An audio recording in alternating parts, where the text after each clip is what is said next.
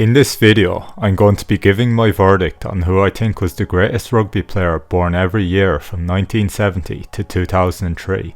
For most years, I'll name a short list of the best players, then briefly give my thoughts on each player I've chosen. Starting with 1970, the players I've shortlisted include two locks and a centre, with Martin Johnson, John Eales and Tim Horan, and despite seeing it as a close call between the two Australians, I give the edge to John Eales. For 1971, the player I've chosen is Hoest van der Westhuizen, who can be considered as one of the greatest scrum halves ever, and certainly the best of the 90s. For 1972, I've chosen Keith Wood, who was the first player to win the Player of the Year award in 2001, and many would regard him as the best hooker the game has seen.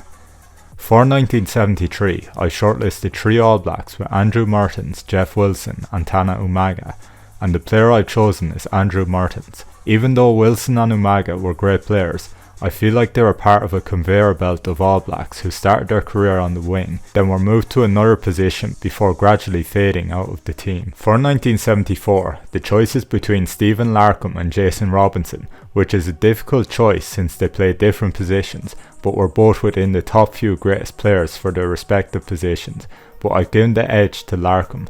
Interestingly, both of them can play as fullbacks while having different skill sets, so let me know in the comments which one you'd rather have at fullback. For 1975, I've gone with Jonah Lomu, possibly the most iconic player the game has seen, so not much more needs to be said. For 1976, I've chosen Christian Cullen, one of the most exciting players to ever play the game.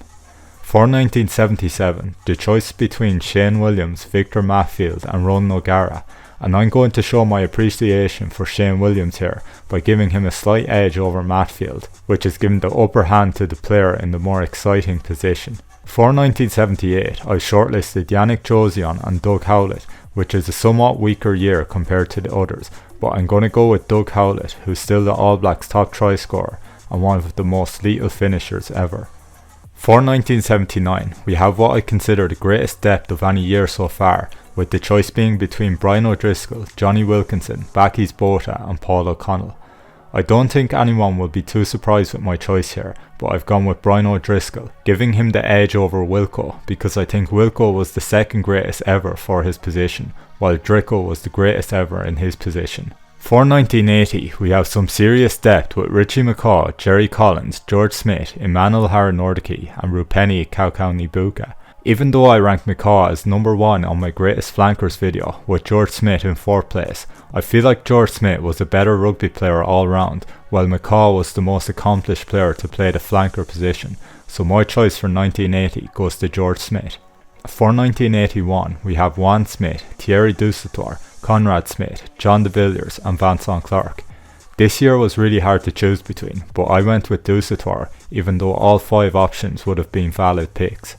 For 1982, we have Matt Giteau, Man Nonu, Fourie Dupree, Juan Martin Hernandez and Dan Carter. Despite having 5 options to choose from, it's a pretty clear-cut choice for me to pick Dan Carter, who may just be the GOAT of rugby, depending on which position you think holds the most weight in the GOAT debate. For 1983, the choice is between Brian Habana, Sergio Parise, Joe Rokotoko, Jerome Kano and Shaq Burger. For this year, I've gone with Brian Habana, and although I found Rokotoko an even more exciting player at times, I can't look past Habana's longevity and try-scoring record. For 1984, we have Adam Ashley Cooper, Morné Steyn and Drew Mitchell. Despite my appreciation for Ashley Cooper, I have to give Morné Steyn the edge, simply for being one of the best goal kickers the game has seen. For 1985, we have Kieran Reid, Johnny Sexton and Arnold Wynne-Jones. It feels slightly trivial to even choose one for this year, because all 3 players were so good, and depending on which country you're from, all 3 seem like the deserving option, but I'm going to be picking Johnny Sexton. For 1986, we have Rob Kearney, Dwayne Vermeulen, Jamie Roberts and Ben Smith, and I've chosen Ben Smith because he wasn't the most physical player, but he was still a consistent performer in the greatest All Blacks side ever. For 1987, we have a notably weaker year with Cian Healy, Victor Vito, Francois Steyn and Owen Franks, with my choice going to Franz Steyn. For 1988, we have serious depth with David Pocock, Sam Warburton, Nemani Nadolo, Israel Dag, Jonathan Davies, Morgan Parra, Nicolas Sanchez and Wesley Fofana, with my choice from that not very short list going to David Pocock. For 1989 we have Peter O'Mahony, Israel Folau and Conor Murray, and my choice here is an easy one for me with Israel Folau. For 1990 we have Bundy Aki, Julian Sevilla and Taulupe Faletau. The incredible World Cup tournament that Bundy had definitely strengthens his case, but I've decided to give this one to Faletau given how long he's played at the top, despite the brief but amazing peak reached by Sevilla. For 1991 we have Bun Barrett, Owen Farrell, Eben Etzebeth and Michael Hooper.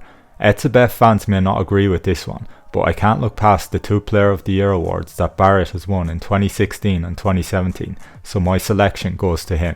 For 1992 we have George North, Peter Steph Dutoy, Tyke Byrne, Stuart Hogg and Finn Russell. For this year I've selected the two-time World Cup winner and 2019 Player of the Year Peter Steph Dutoy.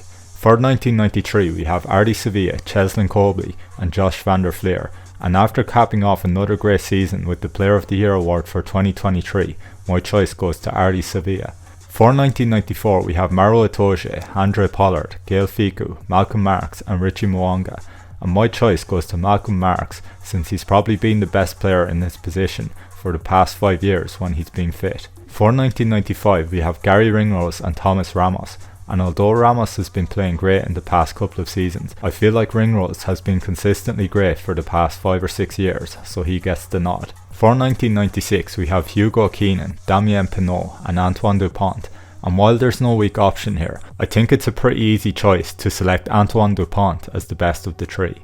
For 1997 we have Gregory Aldrich, Rico Ioane and Jordy Barrett, and I selected Rico Ioane. For 1998 we have Will Jordan, Caelan Doris and Dan Sheehan, and while all three players have had fantastic years in 2023, I've given the edge to Will Jordan. For 1999 we have Marcus Smith and Lester Fayang-Anuku, and I selected Marcus Smith. For the 2000s I haven't made any shortlists, and I've just listed the players I've selected. So for 2000 we have Cam Roigard, 2001 Louis Rees-Zammit, 2002 we have Henry Arundel, and 2003 we have Sam Prendergast. Do you agree with these picks? Let me know in the comments what choices you would have made, and thanks for watching.